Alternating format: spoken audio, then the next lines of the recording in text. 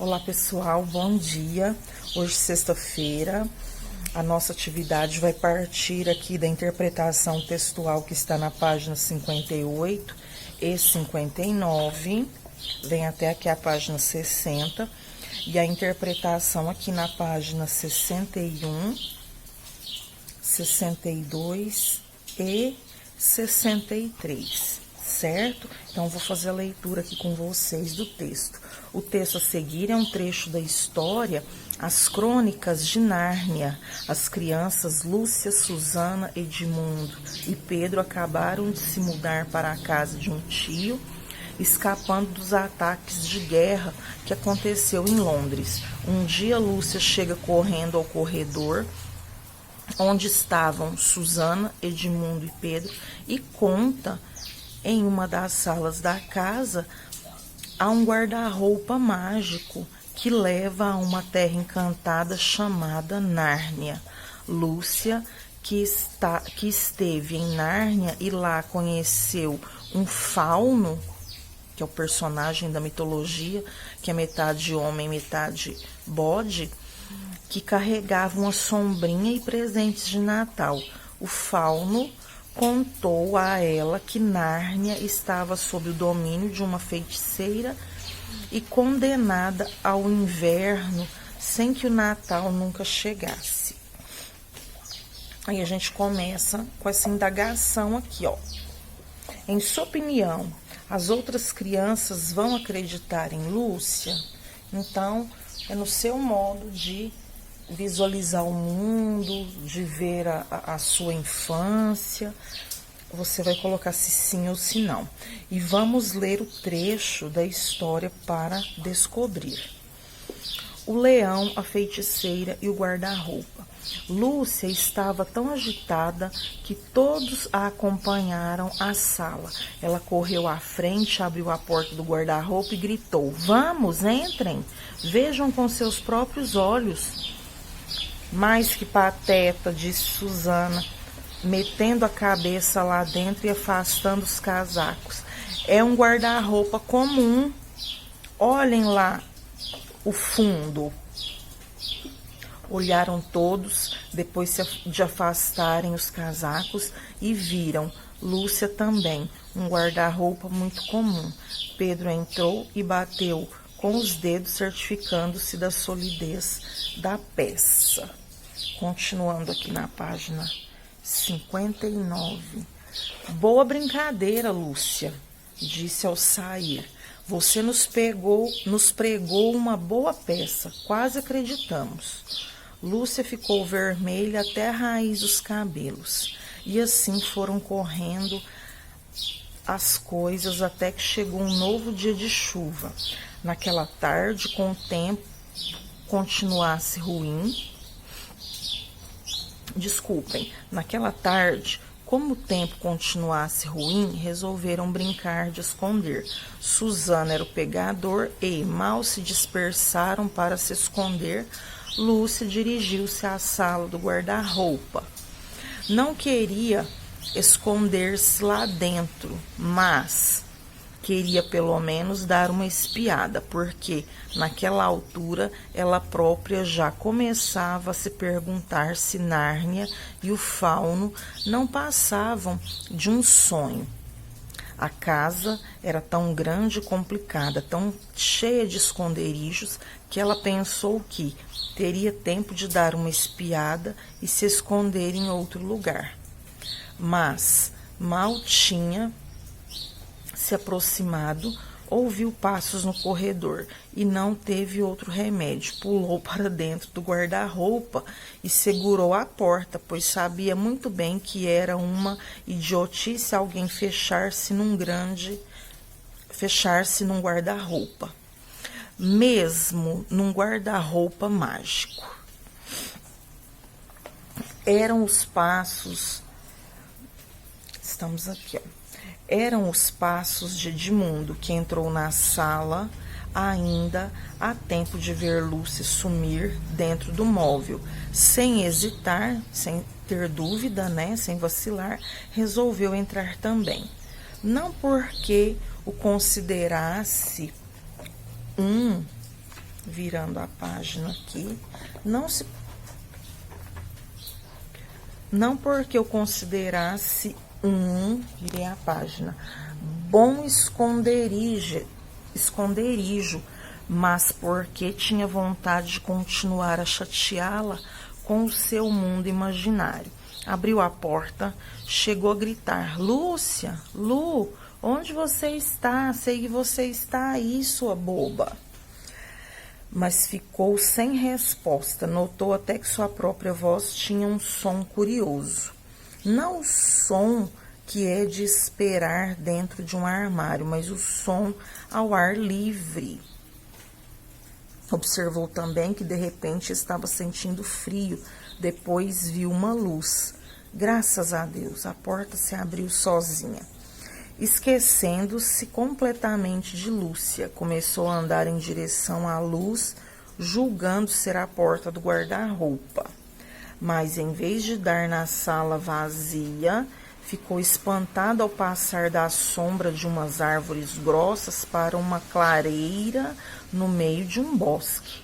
Sentia sob os pés a neve dura, e havia neve também nos ramos. O céu era azul pálido, céu de uma bela manhã de inverno. Na frente dele, entre os troncos, o sol nascia vermelho e brilhante. Pairava uma calma enorme, como se ele fosse o único ser vivo naquela terra desconhecida. Nem sequer um passarinho ou um esquilo por entre as árvores. Edmundo tiritava de frio. Lembrou-se então de que andava à procura de Lúcia. Lembrou-se também de que a tratara mal por causa desse país imaginário, que de imaginário nada tinha. Então, as Crônicas de Nárnia, São Paulo Martins Fontes, no ano de 2009, na página 14 a 16. Aqui está a fonte, né, do texto. E aqui no finalzinho vem falando, né, que as Crônicas de Nárnia é uma série de 7 livros escrita pelo inglês C.S. Lewis entre 1949 e 1954. O nome dos livros são O Leão, A Feiticeira e o Guarda-Roupa, de 1950, O Príncipe Caspian, de 1951, A Viagem do Peregrino da Alvorada, 1952, O Trono de Prata, 1953, O Cavalo de Seu Menino, 1954, O Sobrinho do Mago, 1955, A Última Batalha, 1956. Hoje em dia é possível encontrar edições dos 7 livros em volume único, com aproximadamente 750 páginas. A série, conhecida mundialmente, é considerada um clássico da literatura. Então, vamos às questões, né, do texto. Para compreender, no início do texto, Lúcia leva os irmãos à frente do guarda-roupa, abre as portas e pede que eles olhem. O que ela espera que eles vejam? Então, o que ela espera, né? Mas não foi o que aconteceu, certo? Mas vocês vão colocar aqui o que ela espera que eles vejam. E qual é a reação de Susana, Pedro e Edmundo diante do guarda-roupa? Eles achavam que ela estava falando sério, que ela estava brincando, que poderia ser verdade, então você vai falar aqui. 3. Depois de ver a reação dos irmãos, Lúcia ficou vermelha até a raiz dos cabelos. O que você entende por essa situação? Ficar vermelha, né? Como que é isso? Ficou vermelha de vergonha, vermelha de raiva, vermelha porque ficou assustada. Então, você vai falar aqui. Outra personagem da história teve uma surpresa com o guarda-roupa. Letra A.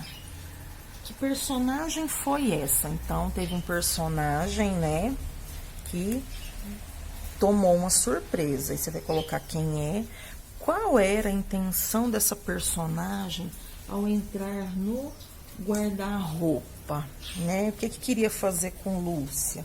Chatear mais, né? Trollar mais. Ah, isso daqui não é verdade. O que aconteceu?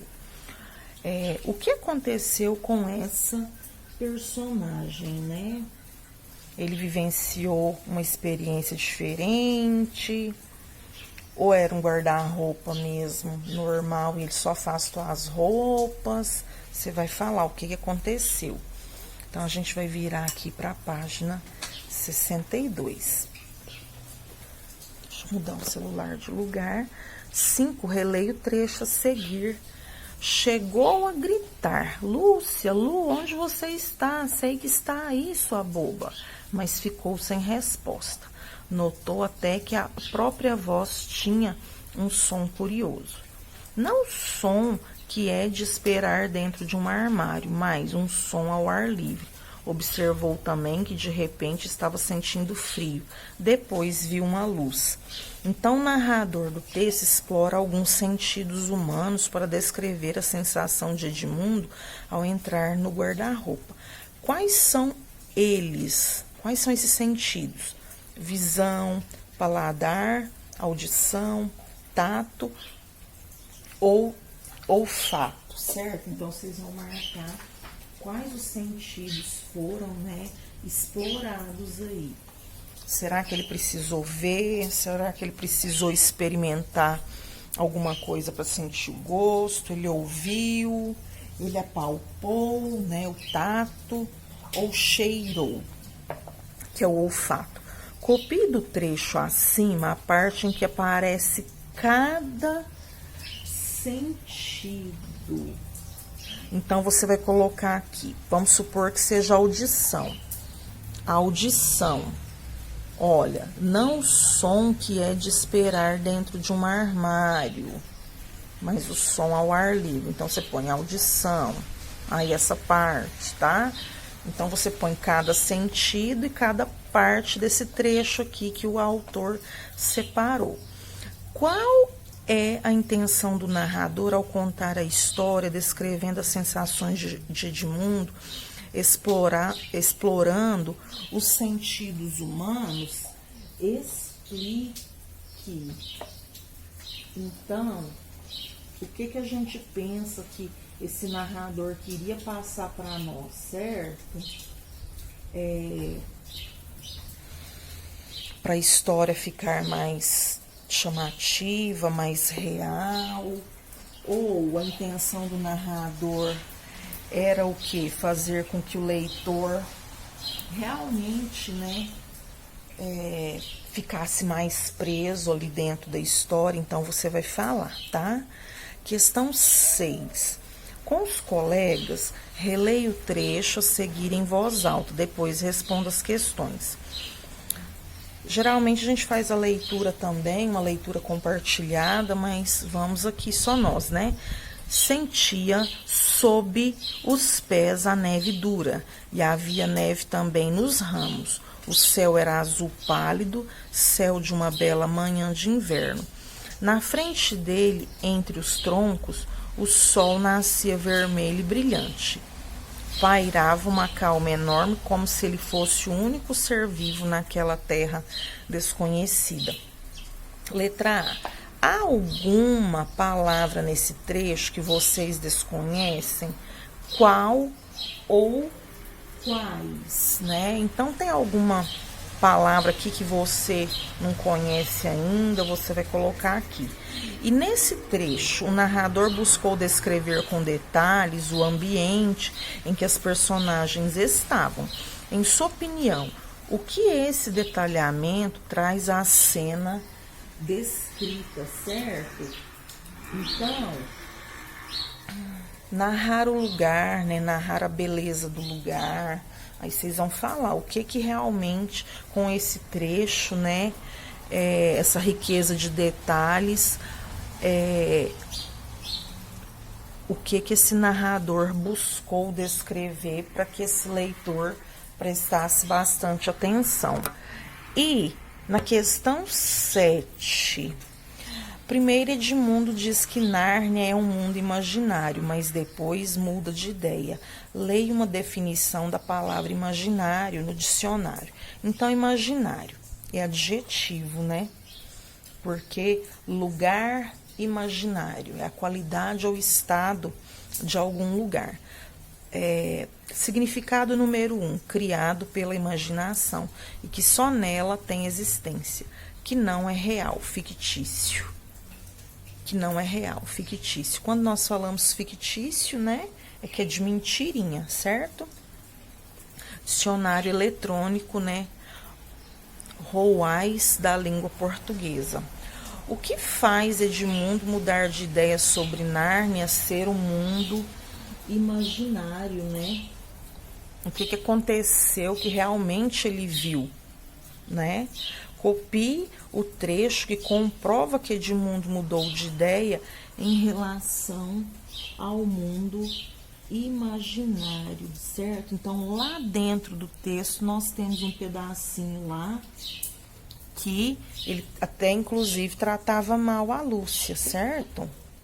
Agora, releia o diálogo das personagens da história. Vamos, entrem, vejam com seus próprios olhos. Mas que pateta, disse Susana, metendo a cabeça lá dentro e afastando os casacos. É um guarda-roupa comum, olhem. Lá está o fundo. Olharam todos, depois de afastarem os casacos e viram. Lúcia também, um guarda-roupa muito comum. Pedro entrou e bateu com os dedos, certificando-se da solidez da peça. Boa brincadeira, Lúcia, disse ao sair. Você nos pegou uma boa peça. Você nos pregou uma boa peça. Quase acreditamos. A expressão mais que pateta é formal ou informal? O que o uso dessa expressão demonstra sobre a relação de Susana e Lúcia? Mas que pateta, né? Nossa, que situação boba. Como que você nos coloca numa situação tão boba dessa?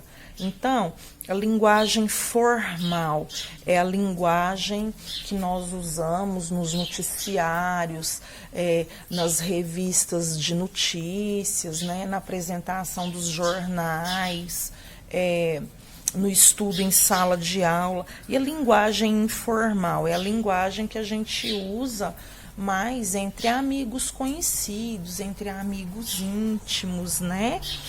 Então, vocês vão colocar que é uma expressão informal e vocês vão ver no texto qual é a proximidade entre as duas.